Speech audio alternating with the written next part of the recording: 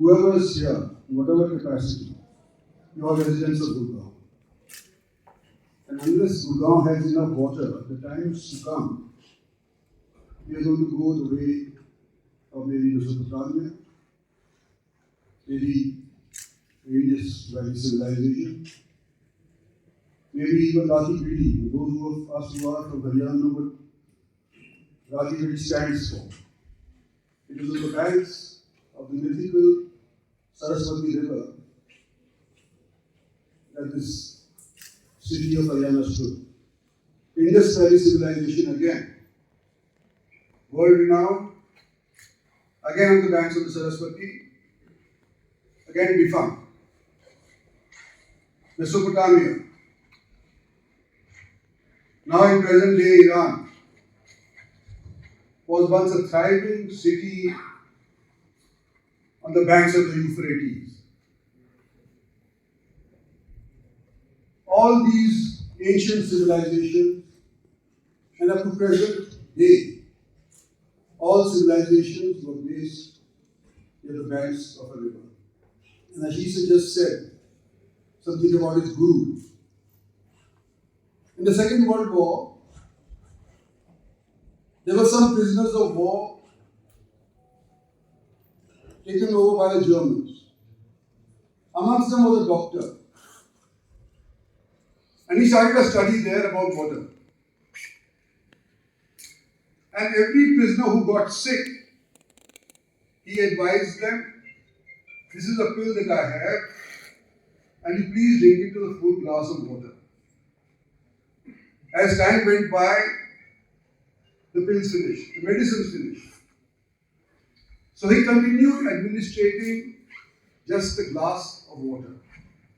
So what he says in that sense is correct, that just a glass of water, if you drink it with the intention to cure your ills, will help you cure those ills. Now, we somehow take this water for granted. We have a large country. We have a larger population. Compared to the size of the country, the population is too much. But then God has been very kind. He has given us the Himalayas. We get good precipitation. It prevents invaders from coming in and destroying what we have built so diligently over the years and decades. It has happened a number of times. Today, India gets 4,000 million cubic meters of water as rainfall. Out of this 4,000 million cubic meters, 2,000 is available for whatever we wish to do, like canals, to recharge our groundwater bodies, in your taps, in your water bottles. 2,000 is available, but we are at the moment exploiting only 1,200 million cubic meters. Projection by those that know better than I and you is that by 2025 we'll be extracting about 850,000 million liters of water. Today it is 780. By 2025 it will become 850. By 2050 it will become 1,200. So of the 2,000 that is available to us today, from whatever source through rainfall, 1,200 which is being utilized or utilizable will be finished. There will be no water left in India, neither in the hills, nor in the plains, nor in the coastal area. So what needs to be done is the government and the citizenry, we must join hands to ensure that this does not happen. What happened to Mesopotamia, what happened to the Indus Valley civilization, what happened to Rati Giri in Haryana. Gurgaon should not become a dust-ridden town with no people living in India. This has happened time and again over the years. Why has it happened? Because people have taken nature for granted. People have taken water for granted, and when it goes out of circulation, people die, cities die, civilizations die. So what is the lesson that is to be learned? That we should not go down the way that Mesopotamia has gone, we should not go down the way Ratipudi has gone, Mohenjo-daro or Harappa. We should not go down that road. That is one road. The second road is Egypt. The Nile, the Aswan Dam. Egypt was a poor country. It's an old civilization, but nevertheless it was an old country. And today, Egypt is a thriving country because they were able to harvest the waters of the Nile judiciously. India is today thinking of linking its rivers. Again, these two roads are open to us, the government, to the people of India. We can drive down the road to destruction, or we can drive down the road to prosperity. The question is, which road we need to choose? Choosing a road means that you must diligently work it. You must ensure that you go the Egypt way. And to do this, the government alone cannot functionally do anything, no matter how much money goes into water conservation. It has to be with the citizenry as well. Now, I am a citizen of Gurgaon. I am a resident of Haryana by birth. I was born in a village. I remember there were two rivers that fed Gurgaon and also the tributaries. There were tributaries to the Yamuna River. One was the Sahabi River and one was the Indori River. Both those rivers have now gone dry. And I remember I have a farm on the way through which the Sahabi River used to pass when it spread its veins and spread across thousands of acres of land. Fish used to swim in those fields for a month, for a week, sometimes 10 days. The water level was 3 feet. Sometimes after the monsoons, after the Sahabi had passed, if you dug deep enough with a shovel, you would get water. Today that water has gone down to 200 feet. Sahabi has gone out of commission because people have either harvested the waters in Rajasthan itself from where it originated, or there has been less rainfall in the areas where it used to come from. The Indori Nadi in my lifetime of 71 years, I have never seen a single drop of water in this Indori Nadi river. Jamna, which you and I have both seen, the youngsters here living here have also seen. What a cesspool it becomes. During the winter months, during the summer months, how much of it gets polluted within Delhi? And thousands of crores have been spent on trying to clean up the job. Maybe they'll clean it up in the next 5 years, maybe they'll clean it in 10 years. I don't know. But so far, over the last 10, 15 years that I have been there in Parliament, I have seen tons and tons of money go down this route to try and clean up this river, including other rivers. It really hasn't made a difference. Now, Gurgaon had two tributaries which used to rejuvenate its aquifers underground. Those don't exist. Gurgaon has developed haphazardly.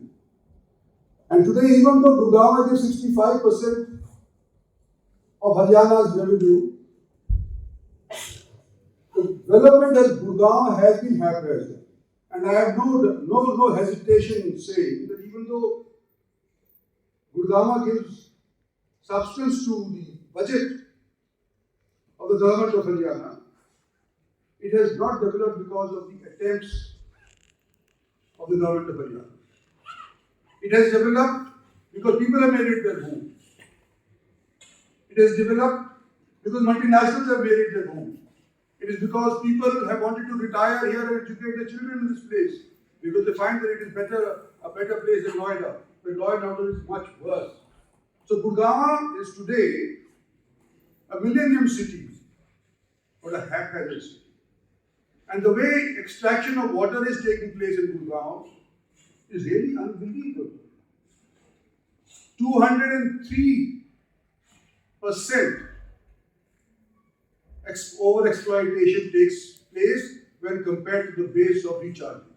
If recharging is at 100, exploitation of that water on the subsoil, this aquifers, is 203%.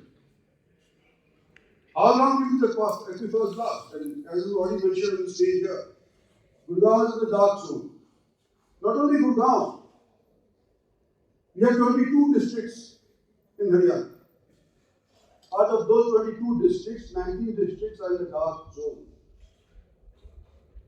But the heart, financial hub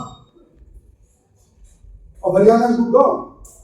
If we cannot save this with all our corporates, if we cannot save this with all our intellectuals and the press and the media and the well-meaning administration, where will Haryana be? That is the question that needs to be answered by you and I as a politician, representative of the aspirations of the people, and you as people who made this place your home, your office. That's your life work here after you retire. So these are things that need to be discussed. They can be only discussed in forums like this. And I'm not hesitant to say this. There was a time when people said, Delhi की जो जनता है पढ़ी लिखी जनता है, और मैं पहली बार जब दिल्ली गया था, मैं दिल्ली पढ़ने जाया करता था, मोटरसाइकिल होया करती थी मेरे पास, और हरियाणा नया बना था। और जब मैं कॉलेज में पढ़ने गया तो जो यहाँ कॉलेज के अंदर पढ़े लिखे लोग हैं वो जानते हैं कि रैगिंग होती है। तो जब मैं वहां पे गया, नया हरियाणा बना था, पंजाब से अलग हुए थे हम, और पहला सवाल मेरे सीनियर ने मेरे से पूछा, हॉस्पिटल करना क्या, कहाँ से आ रहे हो तुम यहाँ? तो हमने कहा तो हम हरियाणा से नया था, प्राउड थे कि नया हमारा प्रांत बन गया। बड़ी खुशी हुई थी कि हम हरियाणा से आ रहे हैं। उन्होंने मेरे को एक कॉपी दी और बोला कि शाम तक इसको भर देना है, लिख करके। और क्या लिखना है इसके ऊपर? I come from Haryana, where there is agriculture but no culture. ये मैंने सैकड़ों बार लिखा वहां पर। मुझे बड़ा दर्द हुआ कि जिस प्रांत से मैं आज के दिन आ रहा हूँ, जिसको मैं समझता हूँ बड़ा समृद्ध है, देश की रक्षा के अंदर सबसे ज्यादा हिस्सेदारी हमारे यहाँ के नौजवानों की है, पेटी की नौकरी करने वाले सबसे अव्वल लोग हमारे यहाँ करके हैं, और ये सिर्फ हमारे को सत्ते की अनाड़ी है, समझदारी नहीं हमारे के अंदर। और आज मुझे खुशी है कि हरियाणा केरला से शायद पीछे हो, हरियाणा शायद गोवा से पीछे हो, पर जिस प्रांत का हम अंग हुआ करते थे, पंजाब, उससे कहीं दर्जे आगे। हिमालय स्टेट की बात नहीं करता, समृद्ध स्टेट्स की बात करता हूं, चाहे हिमाचल प्रदेश हो, उत्तराखंड हो, उनसे हम आगे हैं, राजस्थान से हम आगे हैं। और हम आगे क्यों हैं? तो जिन लोगों ने गुड़गांव को अपना शहर बनाया, जिन लोगों ने अपना दफ्तर यहाँ पर बनाया, जिन लोगों ने अपनी जिंदगी बसर करने का फैसला कर दिया, उन लोगों ने आज के दिन हरियाणा को बना दिया। जो सभ्यता लोग सोचा करते थे कि हरियाणा वालों के अंदर नहीं है, आप जैसे लोगों ने आकर के गुड़गांव को ये सभ्यता दी है। और आज के दिन मिलेनियम सिटी का नारा अगर लगता है नॉर्थ इंडिया के अंदर, तो सबसे पहले नाम आता है गुड़गांव का। आपने और मेरा सौभाग्य ये है कि गुड़गांव से मेरा आना जाना पिछले 40 वर्ष रहा, और मैंने इसको बढ़ते देखा है। मैंने यहाँ की माली हालत सुधरती देखी है। मैंने हरियाणा के अंदर गुड़गांव की वजह से अन्य प्रांतों की माली हालत, अन्य जिलों की माली हालत सुधरती देखी है। और मैं आज आपसे निवेदन करना चाहता हूँ कि हमारी जिंदगी के अंदर तो शायद ये कहर हमारे जिले के ऊपर ना पड़े, हो सकता है हमारे प्रांत के ऊपर ये कहर पानी की कमी का ना पड़े, लेकिन आने वाले 25 बरस के अंदर अगर हम इस पानी को पर्याप्त तौर के ऊपर इस्तेमाल करके अपने जमीन के नीचे नहीं डालेंगे तो आने वाले जनरेशन के ऊपर ये कहर पड़ने वाला है।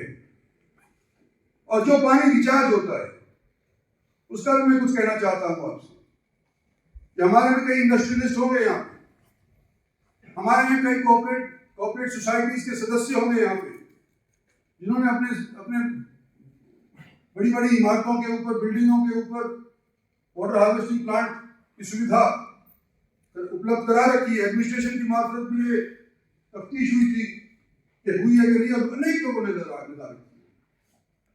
जहां तक स्वच्छ पानी जाकर के नीचे चला जाता है, बहुत अच्छी बात है, लेकिन when there is polluted water sent down via a water harvesting unit, it pollutes not only the underground water in that particular area. There are streams, underground streams. The whole area gets polluted.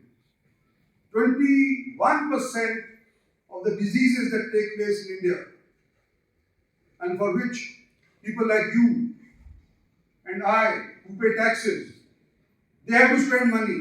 21% of those diseases could be avoided if only there was clean underground water. Sometimes the water that's piped into your houses, into the streams, is got arsenic. For just this reason, Haryana has got today a cancer institute in a place called Badsa. It's better than the Tata Institute in Bombay. Why? Because subsoil water in Haryana has become so polluted with these toxic chemicals that people are getting cancer and dying off at 30 years, 25, 40 years. These are things that we need to reflect upon, and I'm glad that the organizers have made this an issue for today's evening, and I would like to hear some of the views that people express in this seminar. Maybe an idea can come from anybody, a youngster, an old man, middle-aged man like me. Whoever gives an idea on this thing and sort of registers in my brain, I can only say that as your representative and a man equally concerned about the prosperity and the health of Gurgaon citizens, I will do my best to put it into implementation.